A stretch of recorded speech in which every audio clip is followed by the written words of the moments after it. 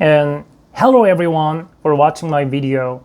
And I just decided to create this YouTube channel in order to make a record of me speaking in English. So in the future, I can just see how much I made a progress in English speaking.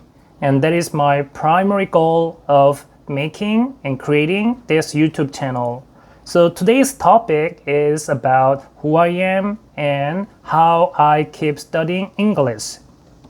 I was born and raised in South Korea, and until 2016, I haven't been abroad.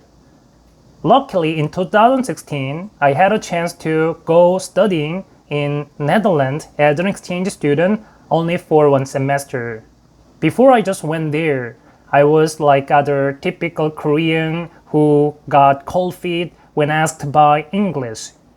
However, being in Netherlands, I realized nobody will just judge my pronunciation and how eloquent I am in speaking in English because they already know that I'm not a native speaker. So if they can understand my expression and my sentence, then it's totally okay. I'm the only one who is super and duper conscious about perfection of speaking in English. I have to just break that kind of notion first. And after realizing that perfection is not that important, I can just see some progress in speaking English. And I'm gonna just share 3 tips that I've just applied to English studying until now. The first one is that you have to secure some free time to practice English speaking. You can have your English tutor or whatever. For me, when I do dishes or when I run a laundry machine, I usually just talk to myself. Oh, yesterday I just went to play tennis and I just caught up over lunch with my friend who I have known from my university period, something like that. And by doing so, I am just practicing my English speaking. As a Korean living in Korea, it might be really difficult to find a person who I can just speak to in English. So I need to just make a time for speaking in English by myself. Otherwise, you will never have a chance or opportunity to speak in English. And then the second tip is to keep your English notes.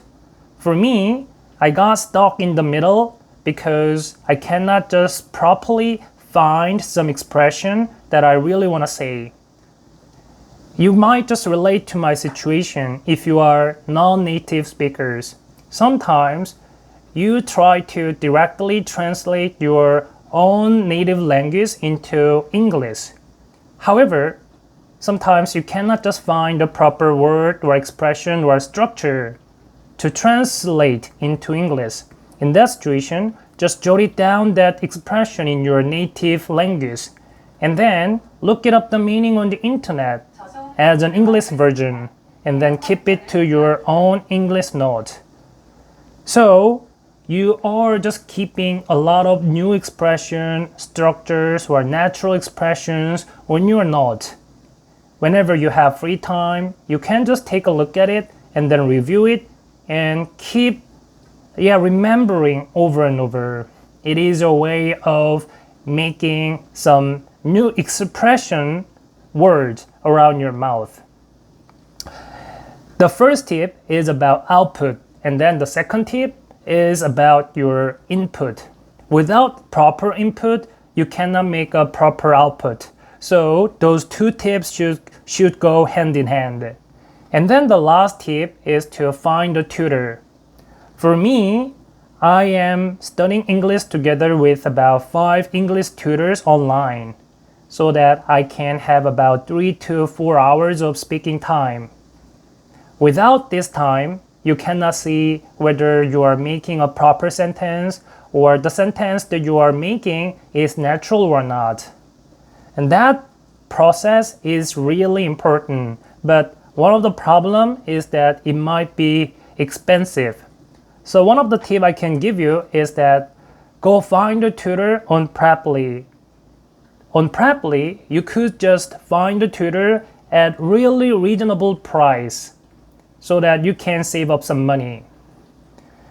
Without just testing your English in the real conversation, you cannot be confident about yourself. So I think the last tip is also very important. So in conclusion, I just shared my 3 tips about learning English. The first one is practicing English by yourself. It can be called as output. And then the second one is input. When you cannot just bring up with proper expression, then you can just look it up on the internet and then keep it on your note and then review it over and over. It's a process of making an expression muscle around your mouth. And then the third one is to find a tutor or a partner that you can talk to in English. By doing so, you can combine the first and then second tip in the real conversation. So going through this process, you can just build up your real English muscle in the future. And thank you for watching my video. And in next video, I'm going to come back with a different topic.